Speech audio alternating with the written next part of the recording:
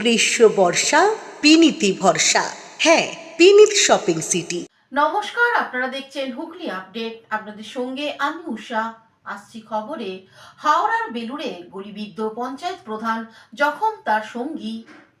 হাওড়ার বেলুড়ে গুলিবিদ্ধ পঞ্চায়েত প্রধান জখম তার সঙ্গীও। বৃহস্পতিবার রাতে হাওড়ার ডোমজুর বিধানসভার বালি নিশ্চিন্দায় বুড়ো শিবতলার কাছে এই ঘটনাটি ঘটে। সাপুইপাড়া বসুকাটি পঞ্চায়েতের প্রধান দেবব্রত মণ্ডল তার সঙ্গী অনুপম রানাকে নিয়ে একটি অনুষ্ঠান থেকে বাড়ি ফিরছিলেন। তখনই অতর্কিতে ওই গুলি চালানোর ঘটনাটি ঘটে। এই ঘটনায় দুজনেই গুলিতে জখম হন। পঞ্চায়েত প্রধানের কোমরে ও হাতে 3টি গুলি লাগে, তার সঙ্গীর পিঠেও গুলি লাগে। হাওড়ার একটি বেসরকারি হাসপাতালে ভর্তি করা হয় তাদেরকে। এই খবর পেয়েই হাসপাতালে আসেন হাওড়া জেলার সদর তৃণমূল কংগ্রেসের সভাপতি তথা উত্তর হাওড়ার বিধায়ক গৌতম চৌধুরী। হাসপাতালে আসেন ডোমজুর বিধানসভার বিধায়ক কল্যাণ ঘোষ। এই ঘটনাকে কেন্দ্র করে এলাকার ব্যাপক উত্তেজনা ছড়িয়ে পড়ে। ঘটনাস্থলে এসেছে বিশাল পুলিশ বাহিনী। ঘটনাস্থলে যান হাওড়ার পুলিশ কমিশনার প্রবীণ কুমার ত্রিপাঠী। পুলিশ তদন্ত করছেন। এ বিষয়ে বিধায়ক কল্যাণ ঘোষ কি জানাচ্ছেন শুনবো। ঘটনাটা সম্পূর্ণ আমি জানি না, কিন্তু সাপুইপাড়ার প্রধান বিয়ে বাড়ি খেয়ে আসছিল, যে চালাচ্ছিল এবং বাবু দুজনকেই গুলি করেছে।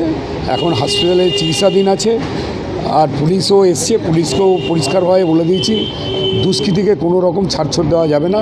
সে যত বড় দুষ্কৃতী হোক তাকে তার ব্যবস্থা গ্রহণ করতে হবে। এই ভোট সামনে একে এসে যাচ্ছে, তার মধ্যে এখন প্রধানকে গুলি করলে এখন এটা তদন্ত সাপেক্ষ, তদন্ত করে পুলিশ দেখবে কি ঘটনা, ও নিজে থেকে করেছে না কেউ করিয়েছে, এটা পুলিশ দেখার ব্যাপার। দুষ্কৃতীদের ধরা যায়নি তো, কজন এসেছিল দুষ্কৃতী তা বলতে পারবো না, এখন পুলিশ ওটা দেখছে। কৌশিক ঘোষের রিপোর্ট, হুগলি আপডেট। হুগলি জেলা নির্মাণ কর্মী ইউনিয়নের প্রকাশ্য সমাবেশ অনুষ্ঠিত হলো চুঁচুড়ায়। হুগলি জেলার নির্মাণ কর্মী ইউনিয়নের 9ম জেলা সম্মেলন উপলক্ষে প্রকাশ্য সমাবেশ অনুষ্ঠিত হলো হুগলি জেলা সদর শহর চুঁচুড়া ঘড়ির মোড়ে। এছাড়াও নির্মাণ কর্মীদের বিভিন্ন দাবির ভিত্তিতে হুগলি জেলা শাসকের কাছে ডেপুটেশন জমা দেন এক প্রতিনিধি দল। প্রকাশ্য সভায় বক্তব্য রাখেন নির্মাণ কর্মী ইউনিয়নের নেতৃত্ব। আমাদের রাজ্যের মুখ্যমন্ত্রী তার নিজের ভাতাটা বাড়িয়েছে 8,400 টাকা থেকে 1,18,000 টাকা।